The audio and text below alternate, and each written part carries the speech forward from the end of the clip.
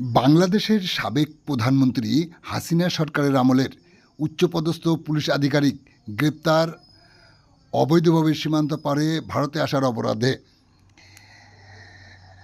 প্রাকৃতিক দুর্যোগের সুযোগ নিয়ে সীমান্ত পার হয়ে ভারতে ঢুকতেই আটক বিএসএফের হাতে। স্বরূপনগর থানার পুলিশের হাতে তুলে দিল বিএসএফ। এখন শুনুন বিস্তারিত।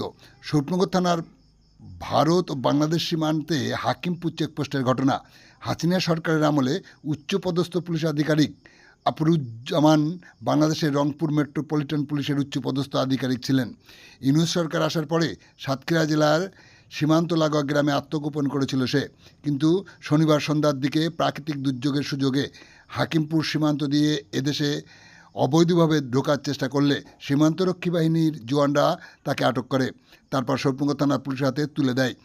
এই ঘটনায় বিএসএফ ও পুলিশ যৌথভাবে রাজ্যের উচ্চপদস্থ পুলিশ আধিকারিকদের লিখিতভাবে জানান।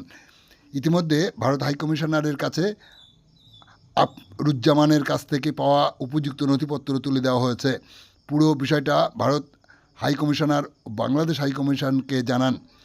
আজ রবিবার বসিরহাট মহকুমা আদালতে তোলা হয় তাকে। দুই দেশের হাইকমিশনের মধ্যে তথ্য আদান প্রদান করা হয়েছে। প্রাথমিক অনুমান, তার জীবন রক্ষার জন্য বাংলাদেশে দীর্ঘ কয়েক মাস সীমান্তবর্তী এলাকা আত্মগোপন করে অবশেষে শনিবার দুপুর নাগাদ প্রাকৃতিক দুর্যোগের সুযোগে সীমান্ত পেরিয়ে এদেশে ঢোকার সময় বিএসএফ হাতে পাকড়াও হন তিনি। আজ দুপুর 2টা নাগাদ কড়া পুলিশি পাহারায় তাকে বসিরহাট মহকুমা আদালতে তোলা হয়।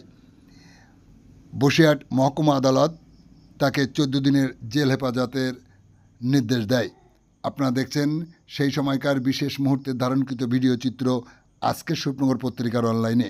আমাদের সাথে থাকুন, দেখতে থাকুন।